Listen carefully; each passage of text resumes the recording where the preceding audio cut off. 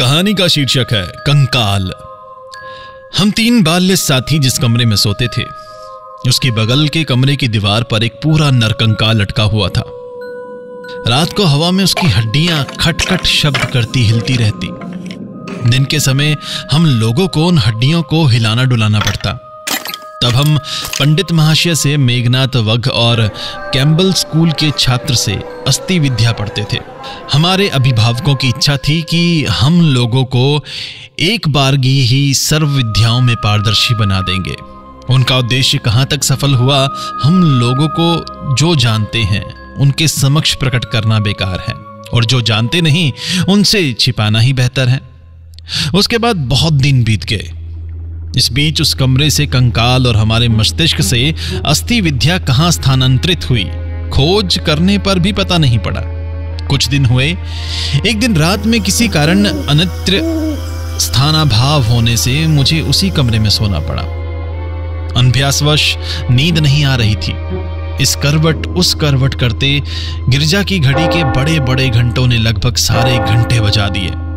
इतने में कमरे के कोने में जो तेल का शेष जल रहा था, वह करीब 5 मिनट तक भभकता हुआ एक बारगी बुझ गया। इसके पहले ही हमारे घर में 2-1 दुर्घटनाएं घट चुकी थी, इसलिए इस प्रकाश के बुझने से सहज ही मृत्यु की बात मन में उदित हुई।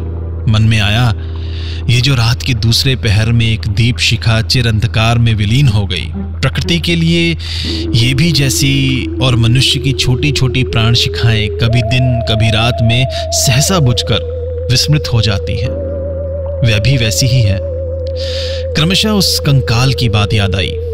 उसकी जीवितावस्था के विषय में कल्पना करते करते सहसा लगा एक चैतन्य पदार्थ अंधकार के कमरे की दीवार टटोलते हुए मेरी मसहरी के चारों ओर चक्कर काटता फिर रहा है। उसके सघन निश्वास का शब्द सुनाई पड़ रहा है। वह जैसे कुछ खोज रहा है पर पा नहीं रहा है, और बड़ी तेजी से सारे कमरे की परिक्रमा कर रहा है। निश्चित समझ पाया कि मेरे निद्राहीन उष्ण मस्तिष्क की ये सारी कल्पना है, और मेरे ही मस्तिष्क में जो रक्त साए साए करता दौड़ रहा है, वही तेज कदमों की आहट के समान सुनाई पड़ रहा है। लेकिन फिर भी मेरे सारे शरीर में भय की एक लहर दौड़ गई। इस अकारण भय को जबरदस्ती दूर करने के लिए बोल उठा, कौन? पदध्वनि मेरी मसहरी के पास आकर रुक गई, और एक उत्तर सुनाई पड़ा, मैं। मेरा वे कंकाल कहां गया, इसी से खोजने आया हूं। मैंने सोचा, अपनी काल्पनिक सृष्टि से भयभीत होना ठीक नहीं। पांव रखने की मसनद को बलपूर्वक कसकर पकड़ते हुए चिर परिचित के समान अत्यंत सहज स्वर में बोला, आधी रात में ये अच्छा काम ढूंढ निकाला है, तो उस कंकाल की इस समय तुम्हें क्या आवश्यकता? अंधकार में मसहरी के अत्यंत निकट से उत्तर मिला, कहते क्या हो, मेरी छाती की हड्डी तो उसी में थी। मेरा 26 वर्ष का यौवन तो उसी के चारों ओर विकसित हुआ था।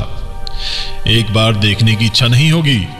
मैंने फौरन कहा, हाँ बात तो एकदम ठीक है, तुम जाकर खोजो, मैं थोड़ा सोने की कोशिश करूं। उसने पूछा, तुम अकेले हो? फिर तो मैं थोड़ी देर बैठूं, थोड़ी गपशप की जाए। 35 साल पहले मैं भी मनुष्य के पास बैठकर मनुष्य के साथ गपशप करता था।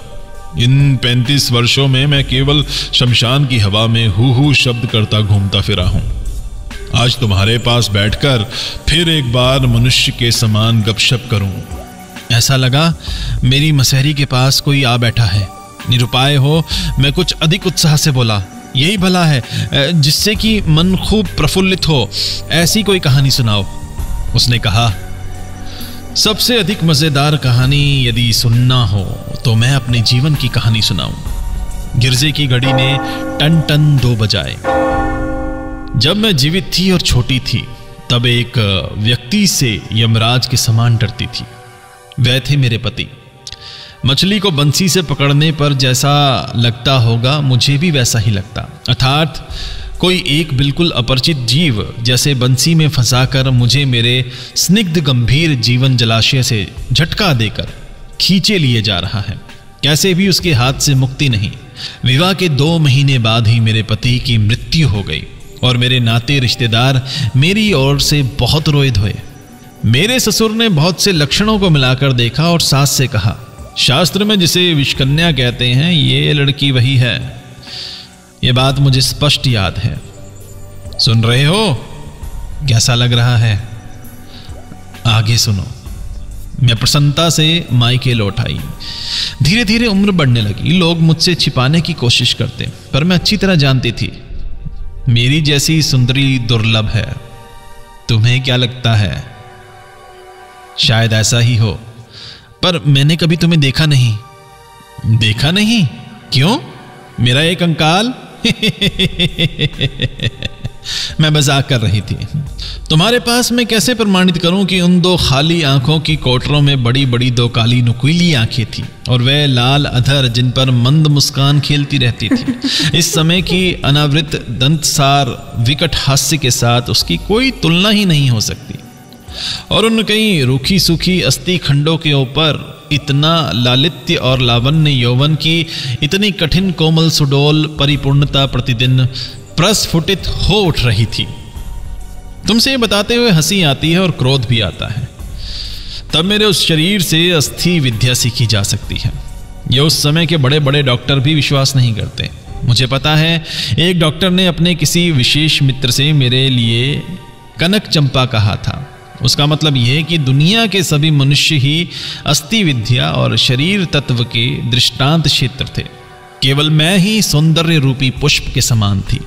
कनक चंपा में क्या किसी कंकाल का वास हो सकता है?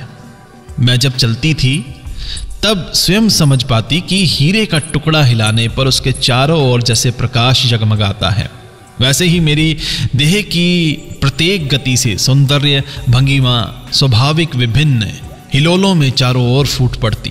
अक्सर मैं देर तक अपने दोनों हाथों को देखती रहती, दुनिया के सारे उद्धत पौरुष के मुंह में लगाम कसकर मधुर भाव से बस में कर सके।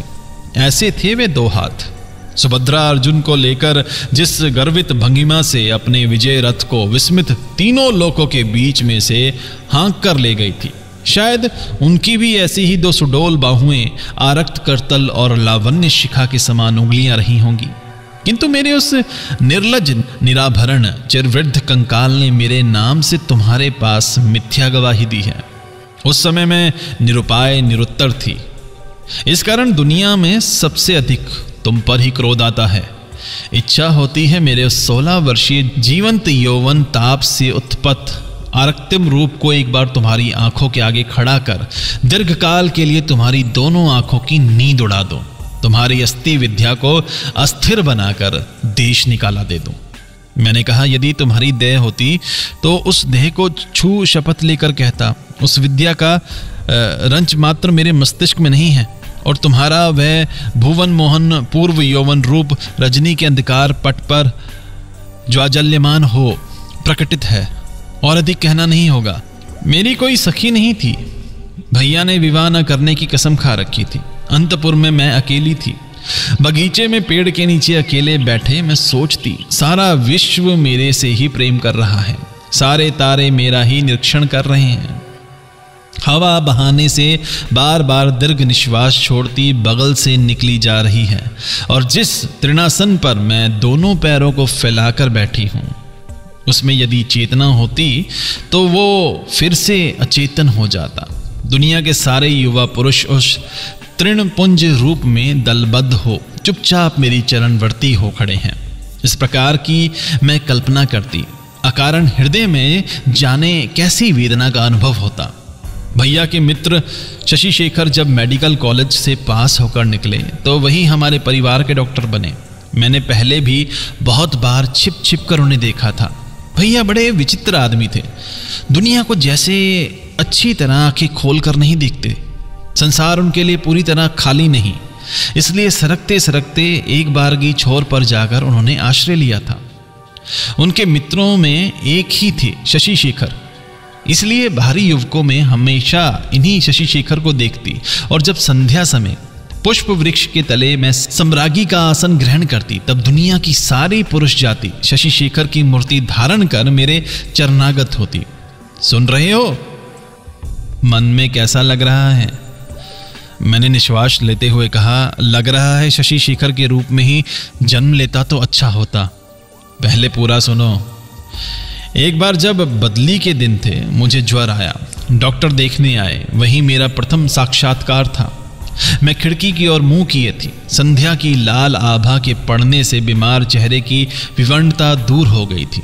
जब डॉक्टर ने मेरे कमरे में घुसते ही मेरे मुंह की ओर एक बार देखा, तब मैंने मन ही मन डॉक्टर की कल्पना में अपने मुख की ओर ताका। उस संध्या लोक में कोमल तकिए पर एक ईर्ष्यत क्लिष्ट कुसुम कोमल मुख असंयमित छोटी लटे ललाट पर आ गिरी थी और लज्जा से झुके बड़े बड़े नयन पल्लव कपोलों पर छाया विस्तार कर रहे थे। डॉक्टर ने मृदु विनय स्वर में भैया से कहा, एक बार तो हाथ देखना ही होगा। मैंने देहावरण से क्लांत सुडोल हाथ को बाहर निकाल दिया। एक बार अपने हाथ की ओर ताक कर देखा। यदि नीले रंग की कांच की चूड़ियां पहन पाती तो ये और भी सुंदर दिखते।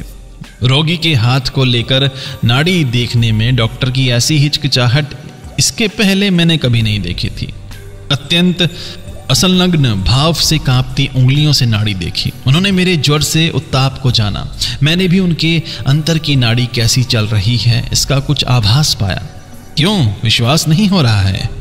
मैंने कहा, विश्वास का कोई कारण नहीं। मनुष्य की नाड़ी प्रत्येक अवस्था में समान रूप से नहीं चलती है। कालक्रम से और भी 2-4 बार रोग में और आरोग्य होने के बाद देखा। मेरा उस संध्याकालीन मानस सभा में विश्व की करोड़ों पुरुष संख्या अत्यंत हास पाती और अंत में एक पर आ ठहरी। मेरी दुनिया प्राय जनशून्य हो आई। जगत में केवल एक डॉक्टर और एक रोगी ही बचे रहे। संध्या समय में छिपकर एक वासंती रंग की साड़ी पहनती, अच्छी तरह जूड़ा बांधकर बालों में बेला की एक माला लपेटती, एक आईना हाथ में लिए बगीचे में जा बैठती। क्यों? क्या अपने को देखकर कैसे भी परितृप्ति नहीं होती?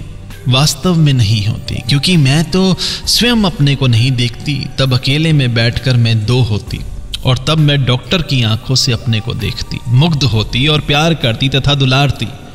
फिर भी प्राणों के भीतर एक दीर्घ निश्वास संध्या हवा के समान हाहाकार कर उठता। तब से फिर मैं अकेली नहीं रही।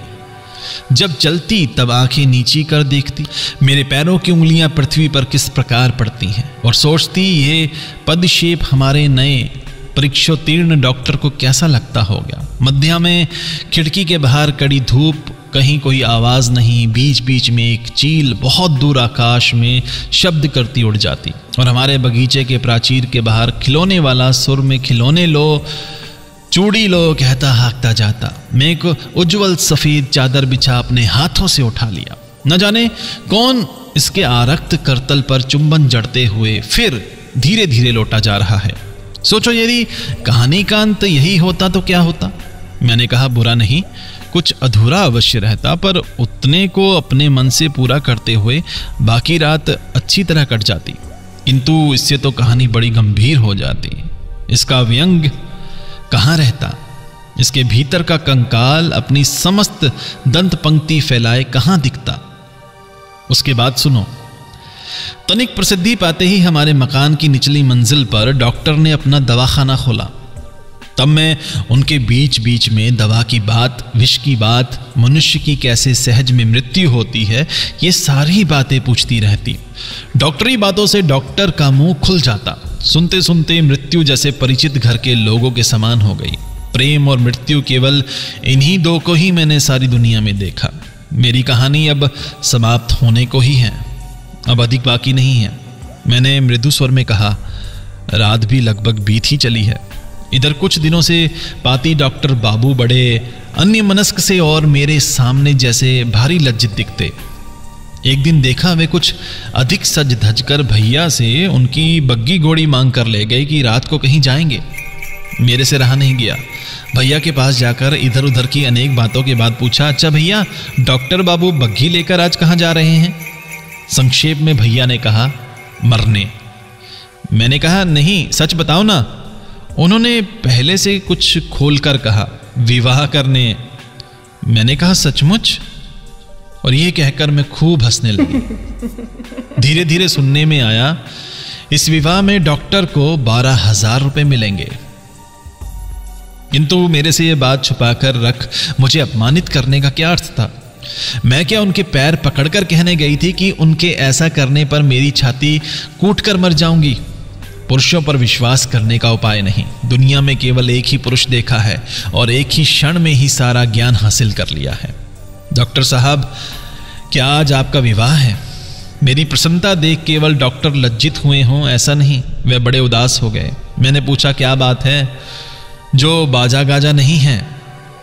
सुनकर कुछ लंबी गहरी सांस भरते हुए बोले, विवाह जैसी वस्तु क्या इतनी अधिक आनंद की बात है? सुनकर मैं हंसते हुए बेहाल हो गई। ऐसी बात भी तो कभी नहीं सुनी। मैंने कहा, ऐसा नहीं होगा, बाजा बजना चाहिए, रोशनी होनी चाहिए। मैंने भैया को भी इतना परेशान किया कि भैया उसी समय पूरी तरह उत्सव के आयोजन में लग गए। मैं तो बस यही बातें करने लगी। बहू के घर में आने पर क्या होगा, क्या करूंगी? फिर पूछा, अच्छा डॉक्टर साहब, तब भी क्या आप रोगियों की नाड़ी टटोलते फिरेंगे? यद्यपि मनुष्य का विशेष तौर पर पुरुषों का मन दृष्टिगोचर नहीं, फिर भी मैं शपथ पूर्वक कह सकती हूं, ये बातें डॉक्टर के हृदय पर सेल के समान बिंद रही थी। आधी रात के बाद लग्न था।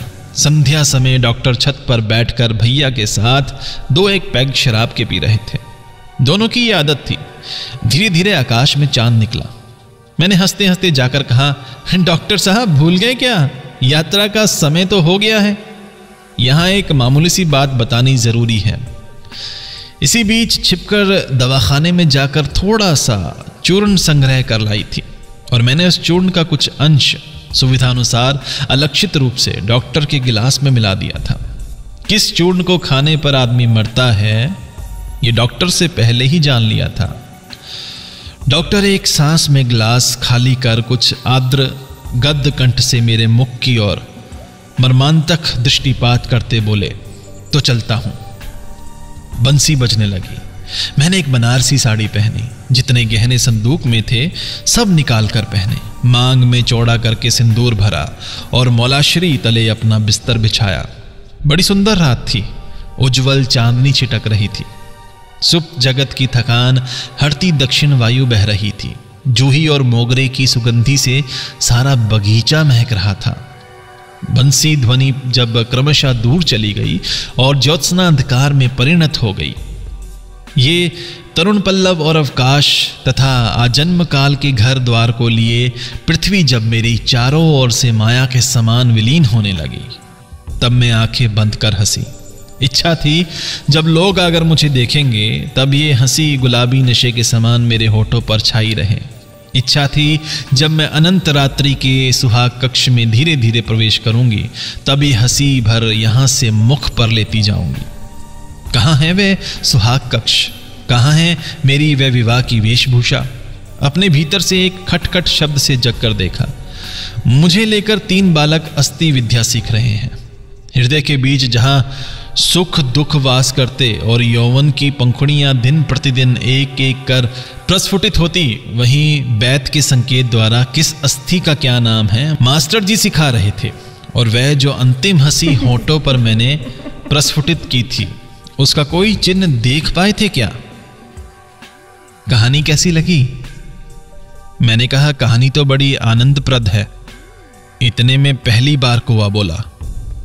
मैंने पूछा, अभी रुकोगी क्या? कोई उत्तर नहीं मिला। तभी कमरे में भोर के प्रकाश ने प्रवेश किया।